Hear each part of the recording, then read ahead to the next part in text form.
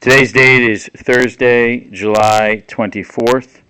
This will be the recording of a proffer agreement of Ghislaine Maxwell from the Deputy Attorney General, DOJ, and the time is currently 9:16. Maxwell and counsel are arriving to the U.S. Attorney's Office, and we will commence the proffer shortly. Good morning. My name is Assistant Special Agent in Charge Spencer Horn of FBI New York. Today we're doing a proffer of Ms. Maxwell. The date is July 24th, and the time is 10:12 a.m. This interview is being recorded. And my name is Todd Blanche. I'm the Deputy Attorney General, and before we start formally asking questions of Ms. Maxwell, I'm going to put on the record everybody that's in this room in addition to me. Starting with you, Diego. Diego Pastana, Associate Deputy Attorney General. And then you heard from Special Agent in Charge Horn. Mark Beard from the United States Marshal Service is here as well. And then David? Yes, this is David Oscar Marcus, and I'm counsel for Ghislaine Maxwell. My name is Thea Safian, and I'm counsel for Ghislaine Maxwell. My name is Melissa Madrigal, and I'm counsel for Ghislaine Maxwell. Go ahead. And I'm Ghislaine Maxwell. Good morning, Ms. Maxwell. How are you? Good morning, Mr. Blanche. Good. Okay, so before we started recording, we met for a few minutes. I introduced myself, and we chatted, and now I told you that we were going on the record. And before we start asking questions, I know that you've been given by your lawyer a copy of what's called a proffer agreement, and I just want to spend 2 minutes making sure that you understand what governs our conversation today. The most important part of this agreement is that this isn't a cooperation agreement, meaning that by you meeting with us today, we're really just meeting. I'm not promising to do anything. I'm not promising to ask Judge Nathan or any of the judges that's been assigned to your case to do anything. We're just talking, and so that's the most important part of this agreement. However, almost as important is the fact that what this agreement does for you is it gives you protection. So what it means is that the government cannot use what you say today against you, with some exceptions, which we'll talk about in a minute. But whatever you talk about today, you have what's called immunity. So that means that the words that you say today, we cannot use against you in a case in chief if we were ever to bring one. Okay? Thank you. There's exceptions to that. The most meaningful one of which is that if you say something today that's not true, that's a lie, we can bring a prosecution against you for what's called false statements. So I'm a federal officer. I have several officers here. The FBI is here, and if you lie to someone that's like me or like Special Agent Horn, it's a crime. So you have to be truthful. The other exception to this that doesn't necessarily apply directly to you, but if there ever was a retrial in your case, or if there ever was a criminal case, a future criminal case against you, and your lawyer or you said something different or took a position that's different than what you say today, we can then cross-examine you or a witness based upon what you say today. So it's a little bit nuanced, meaning I can't use what you say against you in our case in chief. However, if you were to testify, or if your lawyer called a witness to testify and they said something that is totally different than what you say today, we could then cross-examine you or the witness and say, hey, do you remember when we met with Ms. Maxwell back in July of 2025? She told us, and then say what she said. Okay? I understand. Okay. Other than that, I know you didn't have a lot of time this morning to meet with Mr. Marcus, but did you have a chance to go over this briefly with him? I did. Okay. All right. So I've already signed it, as has Special Agent Horn, Okay. and Mr. Marcus signed it as well. So you got a pen? Please sign it right where it says Okay. clients. Yep.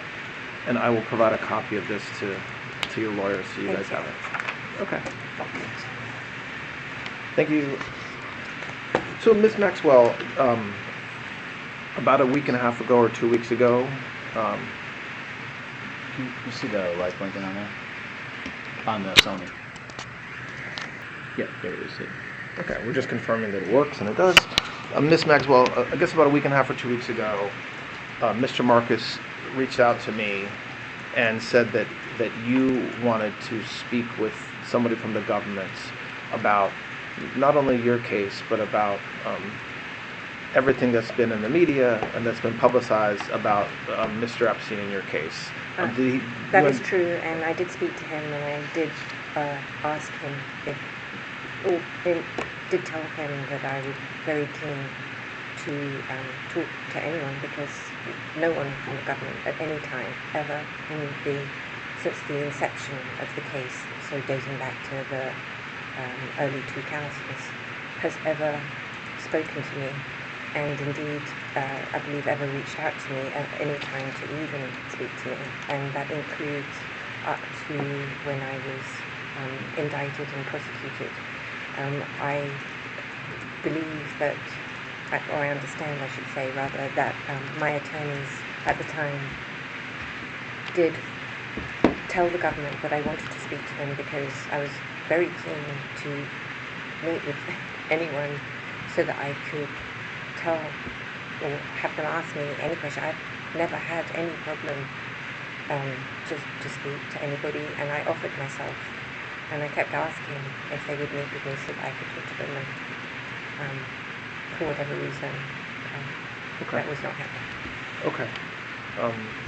I have questions that I want to ask you, but I'm not, if there's a question that I'm not asking that you think should be asked, I invite you to volunteer. Same thing goes to your lawyers. Just to start a little bit, very briefly, can you talk about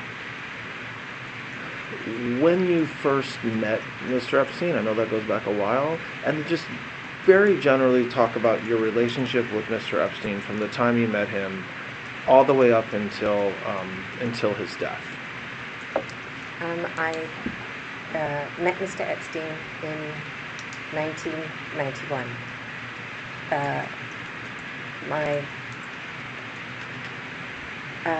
I'd never heard of him or met him before, and no one in my family had ever either. My father never knew him, and I'll explain why that is the case. Where did you meet him? I had a girlfriend who I'd moved to America briefly I'd moved to America in 1990. Okay. Moved, that's a good word. I'd come to visit America in 1990. I had been running my own company up until that time, which was a company called Maxwell's Corporate Gifts. And I had also been working for my father at the time. I had multiple jobs with him. I was, in 1990, I was working with a new company of his, a new newspaper that he was launching called The European. And I was in charge of launching a magazine to go with the European. And I was traveling at that time from England to America because my father was looking to, he'd also bought Macmillan, the publishing house, and he had purchased the New York Daily News. And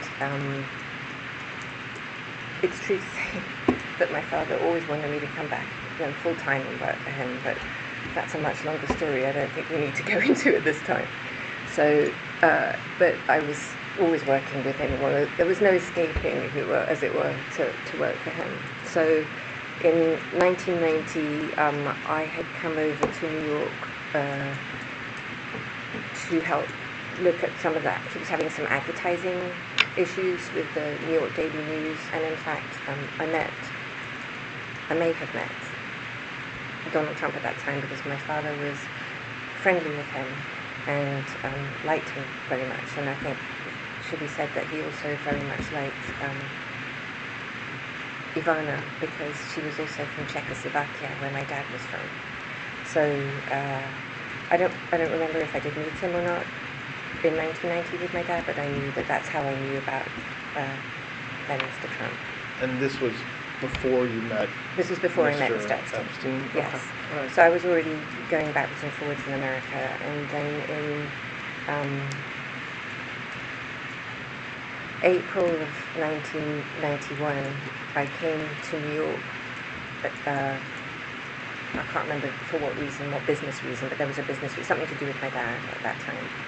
And a girlfriend of mine, an American, told me, I'd broken up with I'd been engaged, getting with a very long-term boyfriend, and we'd broken up. And she said, well, as your girlfriends do, I've got a guy for you to meet.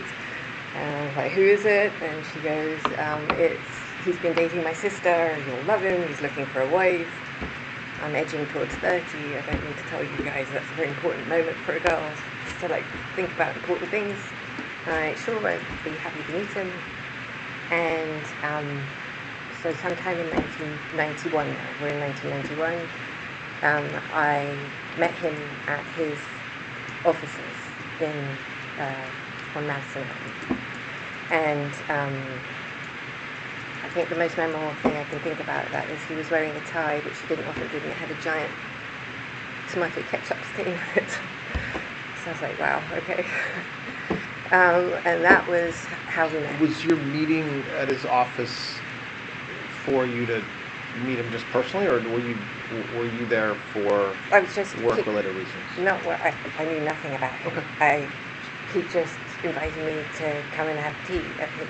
And I was like, tea, that's English, okay. But what was unusual was in his offices. So I went to his offices and we met. And I found him very engaging, and that was that. So that's how you meet him. So, and again, I don't want to spend a lot of time, on this particular issue, but what happened with your relationship over the years from the time you meet him in 1991 up until the time he passed away? Just give the highlights. Okay, so I was looking for real estate for my dad to buy some, and Epstein told me that he was also looking to move from his apartment, and would I help him? And I said, sure, I'm looking already, so I could look for him. So that's how it started. And then in 1991, my father passed away, and I returned to New York after that, originally to come back and help with family businesses, which was Macmillan.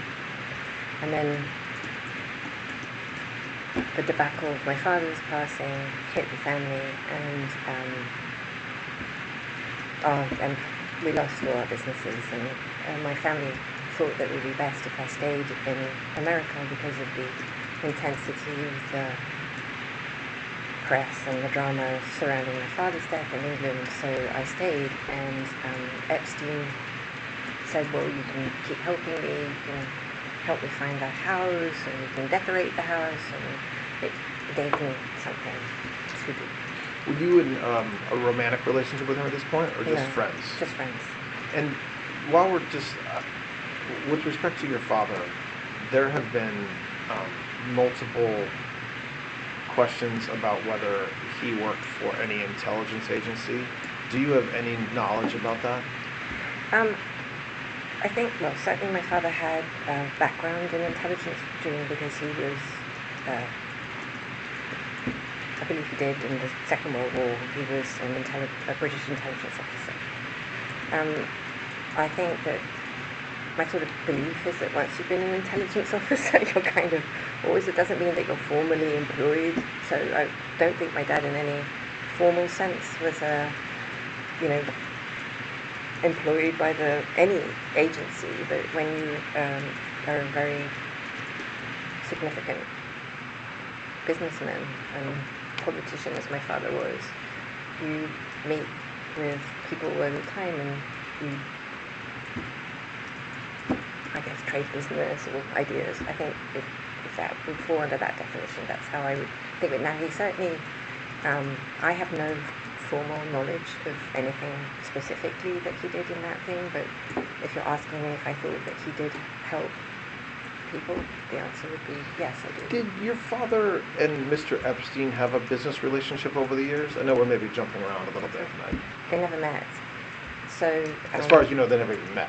no, I Or you know they never met. I know they never met. Okay, well, how do you know they never met? Thank you. Just categorically, no, they never met. Well, because after, in 1991, before my father died, he asked me if I'd met anybody interesting or whatever, you know, because I was still trying not to be sucked back into the family business.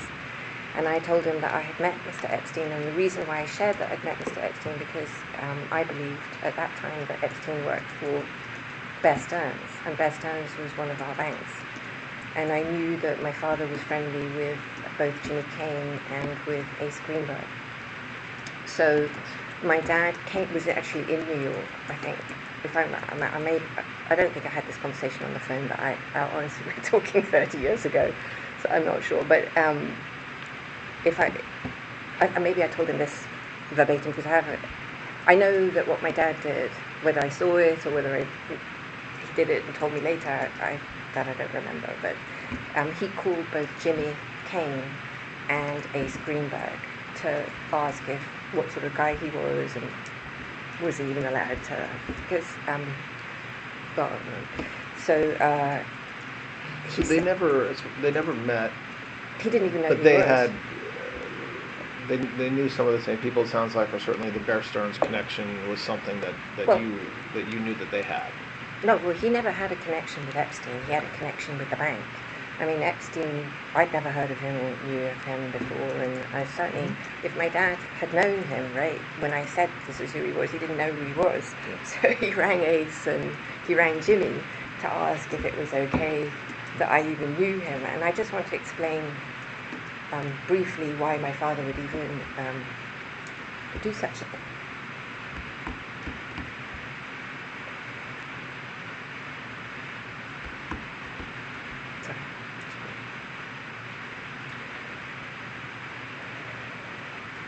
I've had some interesting things that have happened in my life, and one of them was to be found on an IRA kidnap and murder list.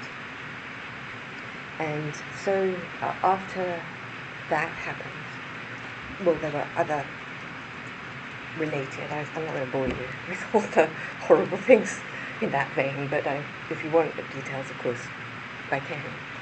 But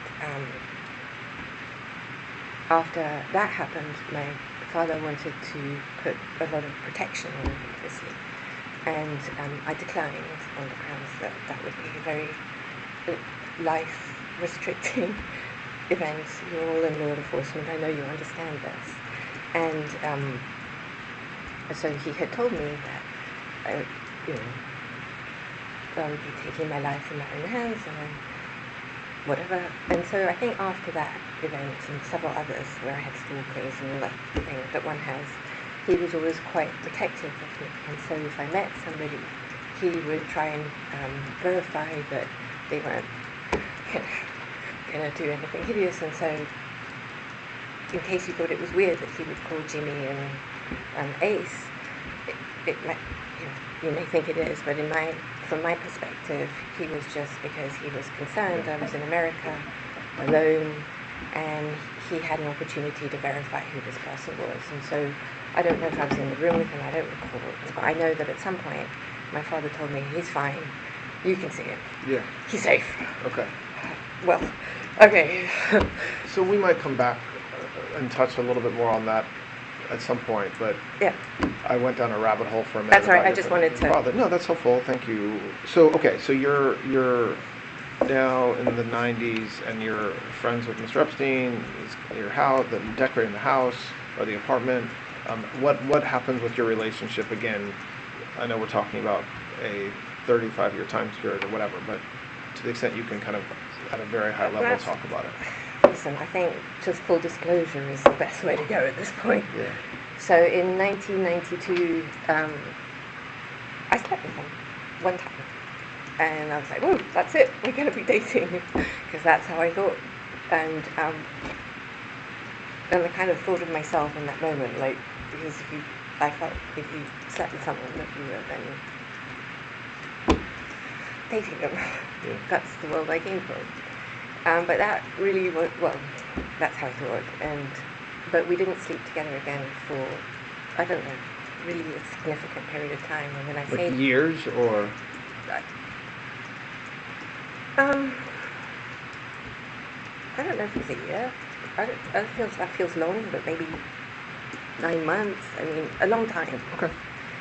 I just want to go back. So I had found a house for him to rent in New York because he had asked me.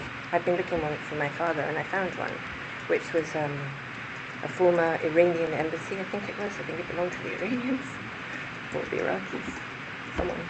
Okay.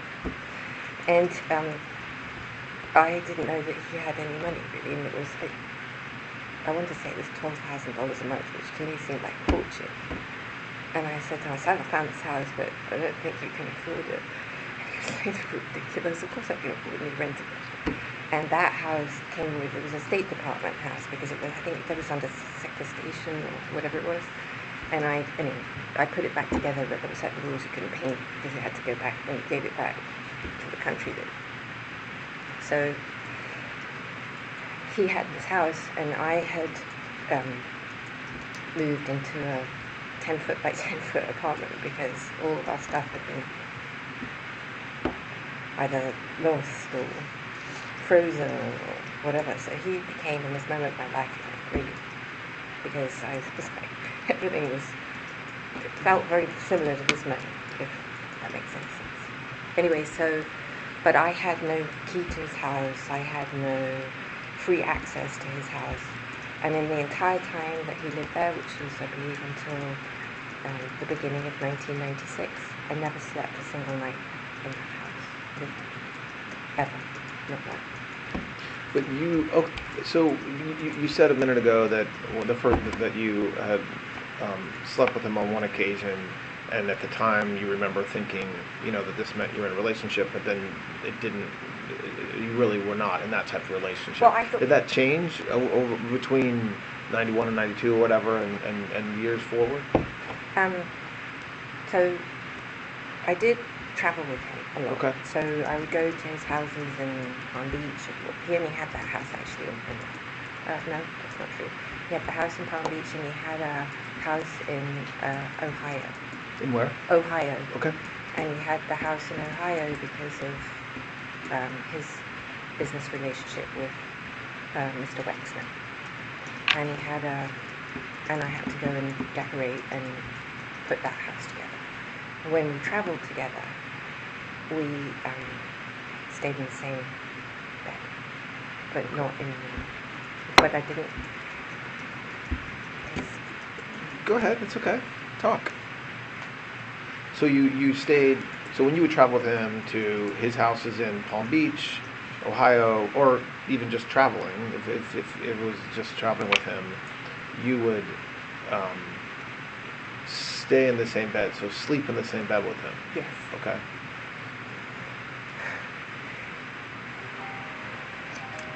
Epstein told me that he had a heart condition. A what? Heart condition. Heart condition. Okay. Which meant that he didn't have intercourse a lot, which suited me fine, because I actually do have a medical condition, which precludes me having a lot of intercourse. So what was your understanding of his heart condition and why that prevented him from having intercourse regularly?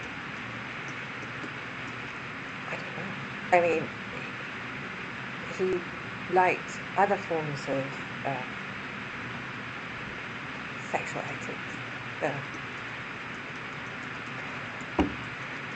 Well, let's come back. We're going to obviously spend a lot of time on the actual conduct he was accused of, so we'll come back to that. So pick up where you were talking about you traveling around with him. he rented the New York former Iranian house Iranian, there you go, yeah. until around 96. That time, I believe you said that he was basically your life, like you were with him pretty regularly. Well, no. Okay. So I never was with him regularly. That Okay. is one of those misnomers. I mean, Okay. at the beginning I did see more of him, but I worked in his office. So I would go to the office and I would see him. And I would count in my head when I would see him, I would count that that'd be a day that I would see him. But I never ever stayed with him. I believe, certainly until 93 or 94, what I didn't know was that I think he was still with his actual girlfriend, who was Eva Anderson then, who became Eva Dubin. They had been together, my understanding, I think about 10 years. I'm not sure, but that's what I think, 10 years. And I had understood from my girlfriend initially that they weren't together, and Epstein himself had told me that they were not together, but I don't think that was true. In fact, I know it's not true. So they were still together up until I think 94, when at some point in that period of time Eva met Glenn Dubin and they got married. I think in 94, I don't remember when they got married. But her, she was his best friend and his everything. He told me that he always wished that he had married her and had a child with her. And I know that she was family for him for his whole life. And I think even, I'm not sure this is true, but you guys will know if this is true or not. When he came back from Paris and you arrested him, I don't know if Eva was on the plane. Now, I think that either I read it in the discovery that I received, or I saw it somewhere, but even if she wasn't on the plane, there must have been some email communication where she was in Paris at the same time and going to fly back. One or the other, I don't know which one is the correct version of that. But so they were still obviously very close and remained throughout the entire fact. He saw her love. And so I also know now, which I didn't know at the time, was that he saw lots of other women. And I know that now because I can see it from the flight logs, and I know it now because I can see from the emails. So you know from the case Yes, that not from, what happened. Yes, you I didn't know. that along the way. Contemporaneously, I absolutely did not know. So okay, so just and we're going to spend time on everything you're talking about, but just to kind of close out, big picture, your relationship. So we're now in the late 90s. Continue on with, again, staying high level to the extent you can about your relationship with him. So my responsibilities increased with each acquisition that he put and each new project. So I believe the first thing that he purchased after was the ranch in New Mexico. Okay. And so what he had tasked me with up until that, and I think that was purchased in 94, if I'm right. So he had tasked me, one of the things that we did was visit, in my mind I say every state, but it wouldn't have been every state, but many states, to go look at real estate and property. And so I know we went to Montana, I know we went to Utah, and it was to go look at real estate. It was fun, to be honest. And then I arranged for us to go to New Mexico, and he just loved New Mexico. And then I don't remember how the ranch happened. I don't remember that now. It's lost. And then he ended up buying the ranch. And I think, if I'm right, it came from the Kings, who may have been the governor, and bought the ranch.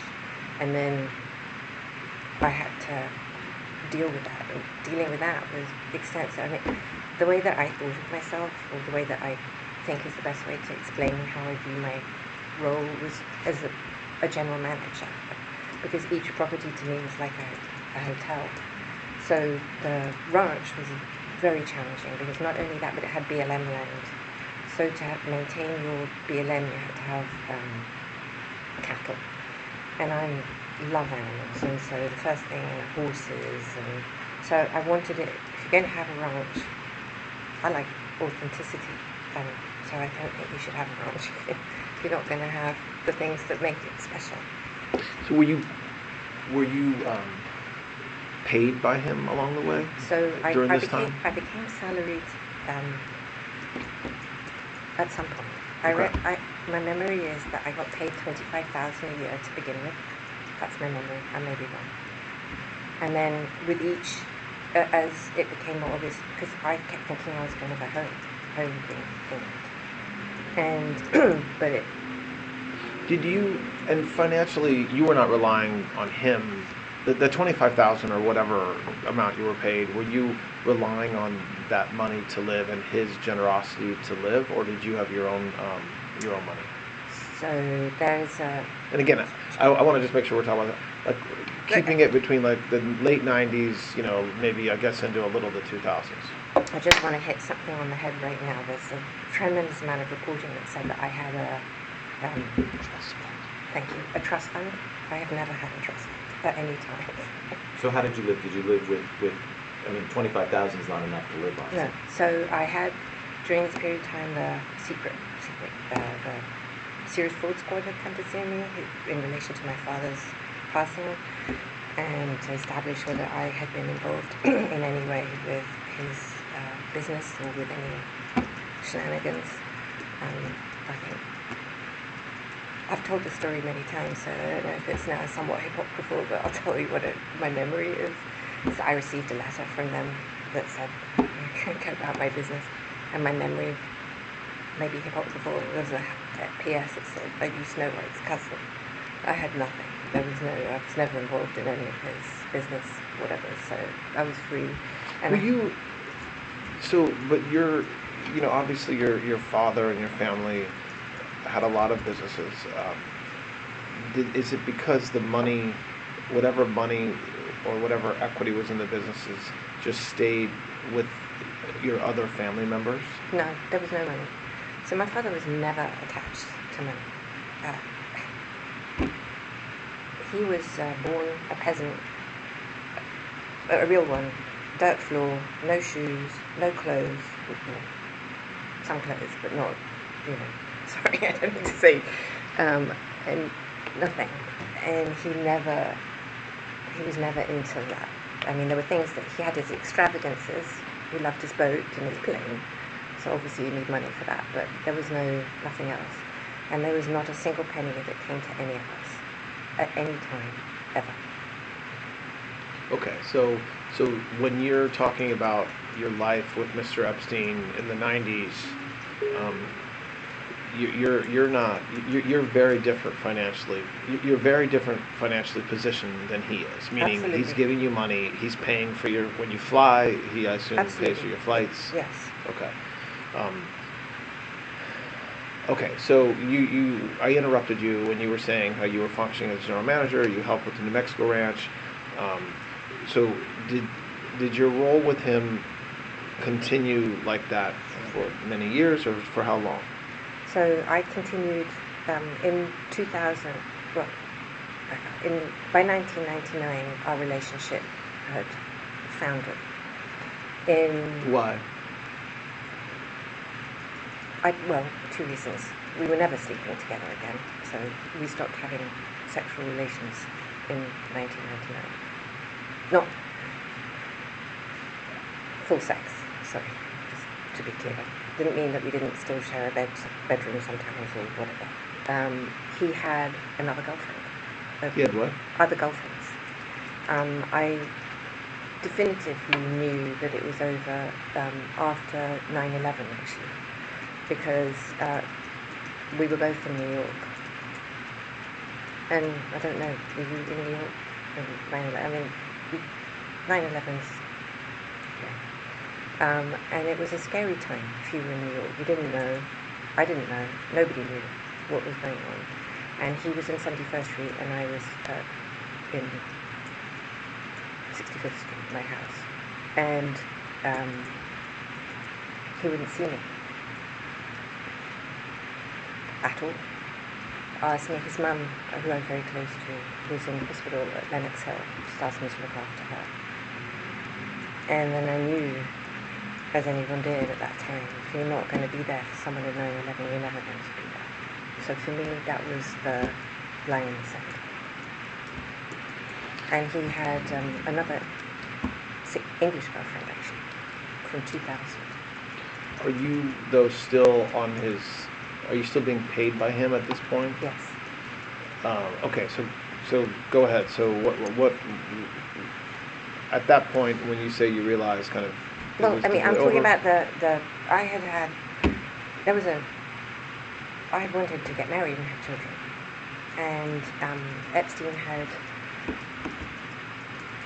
encouraged me to believe that would...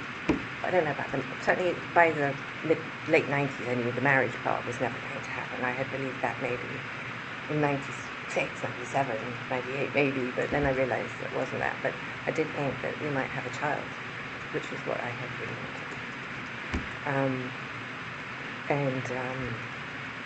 I realized... So what happens between 2001 and then 2019 with your relationship with him? So, give or take 2001. So we stopped having physicality. I mean, that doesn't mean we weren't friends. I certainly did stay sometimes in his room. I mean, friends with benefits, if you will, just not sex. Okay. Sorry, just and I started dating. Okay. And I met someone that I fell very much in love with in 2003. His name was Ted Waite. Ted Waite, you may know as the founder of Gateway, the computers. And we had an amazing relationship that went on until 2010, I think.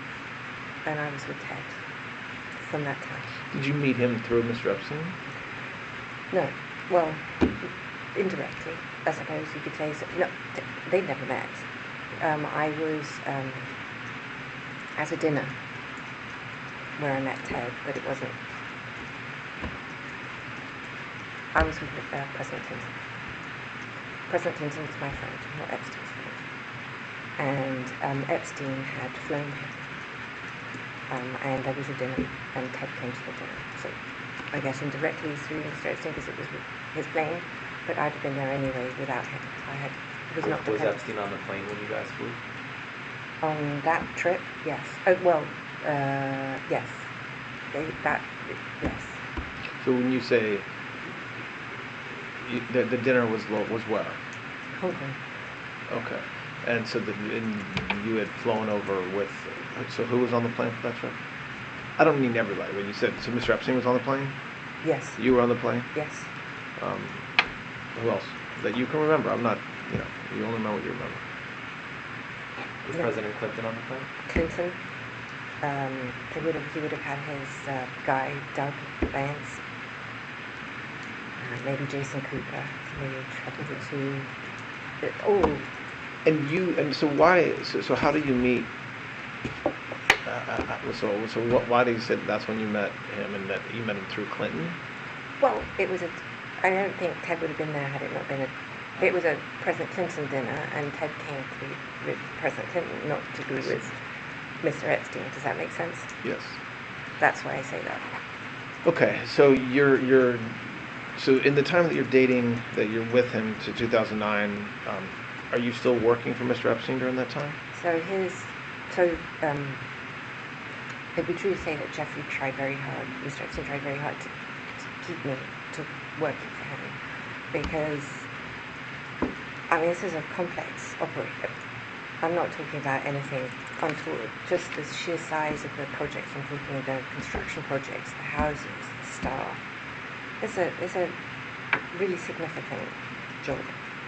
And I ran all the properties, the staff in the properties, the management of the properties, and all the construction.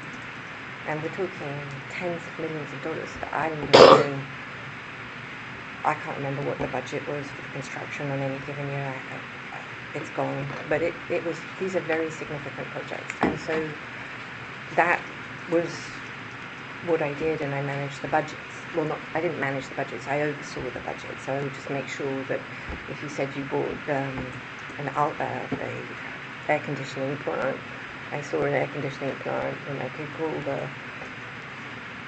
island manager. Did you receive the carrier, whatever, you know.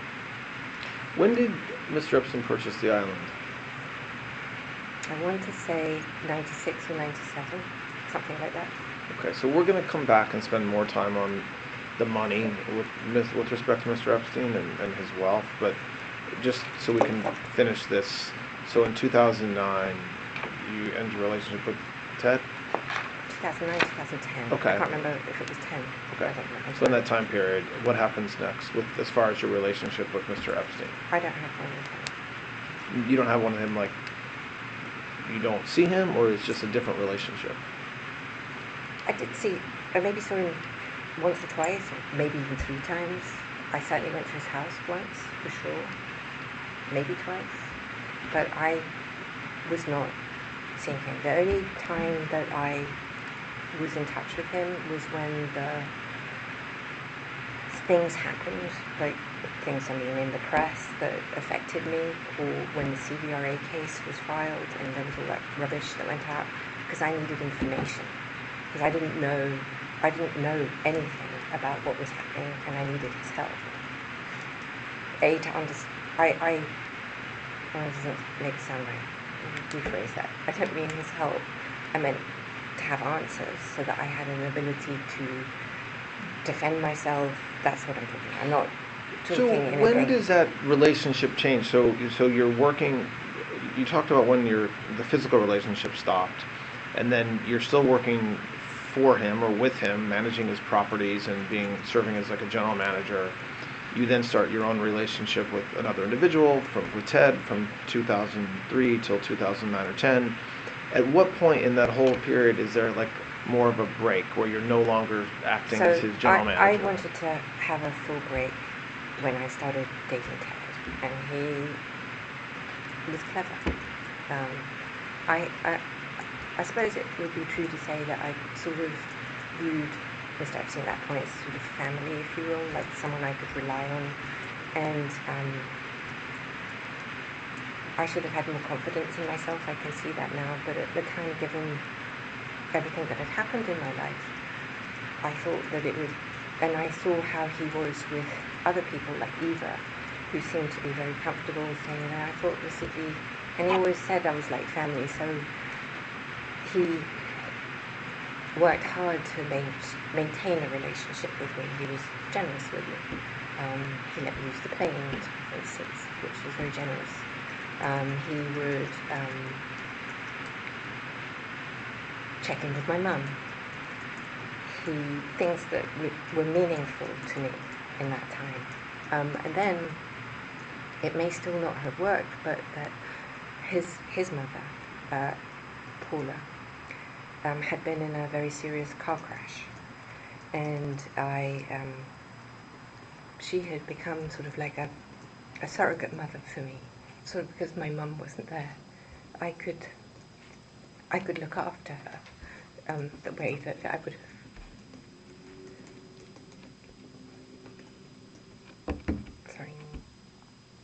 The way that I would have liked to look after my own mum.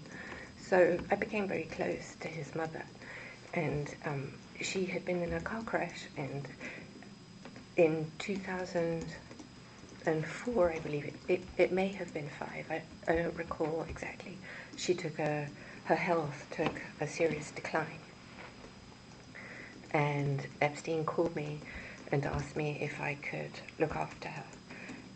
By looking after her, that meant organizing her doctors, making sure she had new clothes, making sure her house was clean. Where was she? She lived in a retirement establishment outside of Palm Beach, it's West Palm. I was going to say something like the Golden Girls, but it's not called that. I just don't remember what it's called. But it was an old age. It was a retirement home, if you will. Todd, I don't know, we've been going for maybe about an hour now. Do you think, is this a good Sure. time? Yeah. So we'll take a break. Yep. All right, so we're going to take a break. The time is 10:56.